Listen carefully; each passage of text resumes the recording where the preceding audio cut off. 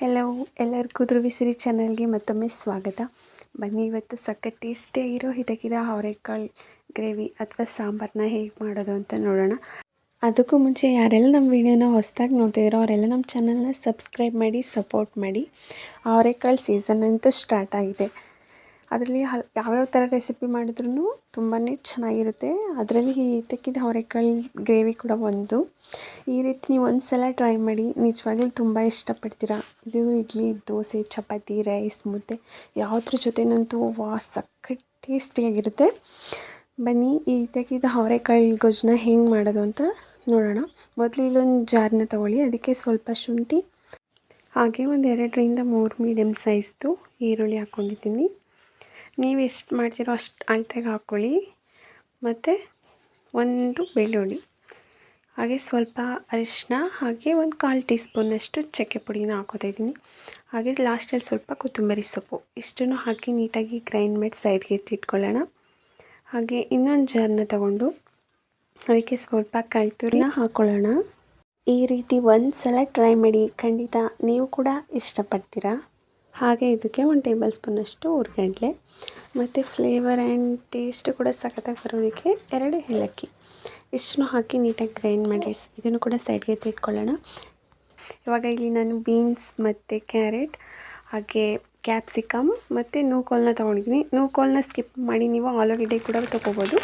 ಹಾಗೆ ಒಂದು ದೊಡ್ಡ ಬೌಲಷ್ಟು ಅವರೆಕಾಳನ್ನು ಕೂಡ ತೊಗೊಂಡಿದ್ದೀನಿ. ನಿಮಗೆ ತರಕಾರಿ ಆಪ್ಷನಲ್, ಬೇಕಿದ್ದರೆ ಹಾಕೋಬೋದು, ಬೇಡ ಅಂದರೆ ಅವರೆಕಾಳಲ್ಲೇ ಮಾಡ್ಬೋದು.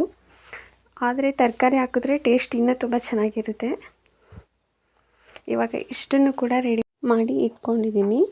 ಇದು ನಿಮ್ಗೆ ನೋಡೋದಕ್ಕೆ ಏನು ಇಷ್ಟೊಂದೆಲ್ಲ ಮಾಡಬೇಕಾ ಅನಿಸ್ಬೋದು, ಬಟ್ ಒಂದು ಸಲ ಟ್ರೈ ಮಾಡಿ, ತುಂಬ ಸಿಂಪಲ್ಲಾಗಿದೆ ಆ್ಯಂಡ್ ಸಖತ್ ಟೇಸ್ಟಿಯಾಗಿ ಕೂಡ ಇರುತ್ತೆ. ಇವಾಗ ಒಂದು ಕುಕ್ಕರ್ನ ಒಲೆ ಮೇಲೆ ಬಿಸಿಡ್ಲಿಕ್ಕಿಟ್ಟು ಅದಕ್ಕೆ 2ರಿಂದ 3 ಟೇಬಲ್ ಸ್ಪೂನಷ್ಟು ಎಣ್ಣೆನ ಹಾಕೋತಿದ್ದೀನಿ.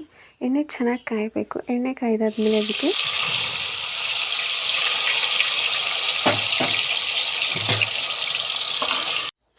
ಈ ರೀತಿ ಇದಕ್ಕೆ ಮುಂಚೆನೇ ನಾವು ಮಾಡಿದಂಥ ಮಸಾಲೆನ ಎಣ್ಣೆಲಿ ಫ್ರೈ ಮಾಡ್ಕೊಳ್ಳೋಣ. ಇದು ನೀಟಾಗಿ ಫ್ರೈ ಆದಮೇಲೆ ಇದಕ್ಕೆ ಅವರೆಕಾಳನ್ನು ಸೇರಿಸ್ಕೊಳ್ಳೋಣ. ಅವರೆಕಾಳು ಹಾಕಿದ ಮೇಲೆ ಅದ್ರದ್ದು ಹಸಿ ವಾಸನೆ ಎಲ್ಲ ಹೋಗೋ ತನಕ ನೀಟಾಗಿ ಎಣ್ಣೆಲೇ ಫ್ರೈ ಮಾಡಬೇಕು. ಆವಾಗ ಒಂದು ಒಳ್ಳೆ ಆರಾಮ ಬರುತ್ತೆ. ಸ್ಮೆಲ್ ತಗೊಂಡ್ರೇ ತಿನ್ನಬೇಕು ಅಂತ ಆಸೆ ಆಗ್ತಿದೆ, ಅಷ್ಟು ಚೆನ್ನಾಗಿರುತ್ತೆ. ಈಗ ಅವರೆಕಾಳೆಲ್ಲ ಹಾಕಿ ನೀಟಾಗಿ ಎಣ್ಣೆಲಿ ಫ್ರೈ ಮಾಡಿದ್ದಾದಮೇಲೆ ಇದಕ್ಕೆ ನಾನು ನೀರೇನು ಹಾಕ್ತಿಲ್ಲ, ಹಾಗೆ ಕಾಳುಗಳನ್ನ ನೀರಲ್ಲಿ ತೊಳೆದು ಹಾಕ್ಕೊಂಡಿದ್ದೀನಿ ಅಷ್ಟೇ. ಇದು ನೀರಿನ ಅಂಶ ಎಲ್ಲ ಹೋಗಿ ಡ್ರೈ ಆಗೋವರೆಗೂ ಇದನ್ನು ಹೀಗೆ ಫ್ರೈ ಮಾಡ್ಕೊತಾನೆ ಇರಬೇಕು.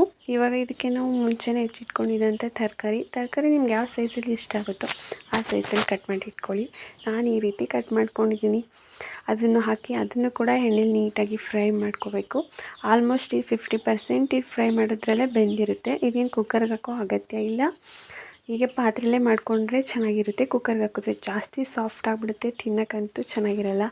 ಇದಕ್ಕೆ ಹೀಗೆ ಬೇಯಬೇಕಾದ್ರೇ ಅದಕ್ಕೆ ಸ್ವಲ್ಪ ಉಪ್ಪೆಲ್ಲ ತರಕಾರಿ ಮತ್ತು ಕಾಳುಗಳಿಗೆ ಹಿಡೀಲಿ ಅಂತ ಮುಂಚೆನೇ ಸ್ವಲ್ಪ ಉಪ್ಪು ಹಾಕ್ಕೊಳ್ಳಿ. ಹಾಗೆ ಸ್ವಲ್ಪ ಖಾರದ ಪುಡಿನ ಹಾಕ್ಕೊಳ್ಳಿ. ಈ ಖಾರದ ಪುಡಿಗೆ ನಾನು 1 ಟೇಬಲ್ ಸ್ಪೂನಷ್ಟು ಧನಿಯಾ ಪೌಡ್ರು ಮತ್ತು 1 ಟೇಬಲ್ ಸ್ಪೂನಷ್ಟು ಅಚ್ಚ ಖಾರದ ಪುಡಿನ ಮಿಕ್ಸ್ ಮಾಡಿರುವಂಥ ಖಾರದ ಪುಡಿ ಇದು. ಇದನ್ನು 2 ಟೇಬಲ್ ಸ್ಪೂನಷ್ಟು ಹಾಕ್ಕೊಂಡಿದ್ದೀನಿ. ಈಗ ಇದನ್ನು ಎಣ್ಣೆಲಿ ನೀಟಾಗಿ ಡ್ರೈ ಆದಮೇಲೆ ಅದಕ್ಕೆ ನಮ್ಗೆ ಅಳತೆಗೆ ಎಷ್ಟು ಬೇಕಾಗುತ್ತೋ, ನಿಮಗೆ ಗ್ರೇವಿ ಥರ ಬೇಕಂದರೆ ಗ್ರೇವಿ ಥರ, ಅಥವಾ ಸಾಂಬಾರು ಥರ ಬೇಕಂದರೆ ಸಾಂಬಾರು ಥರ ನೀರನ್ನು ಹಾಕ್ಕೋಬೇಕು.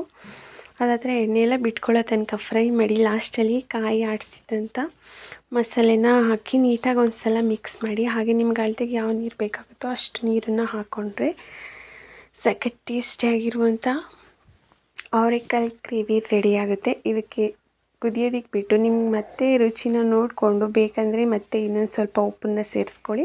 ಹಾಗೆ ಲಾಸ್ಟಲ್ಲಿ ಕೊತ್ತಂಬರಿ ಸೊಪ್ಪನ್ನ ಹಾಕ್ಕೊಂಡ್ರೆ ಫೈನಲಿ ಇದು ರೆಡಿ ಆಯಿತು ಅಂತಲೇ. ಇದನ್ನು ನೀವು ಯಾವುದ್ರ ಜೊತೆನಾದರೂ ಕೂಡ ಸರ್ವ್ ಮಾಡಿ, ಕಾಂಬಿನೇಷನ್ ಅಂತೂ ಸೂಪರ್.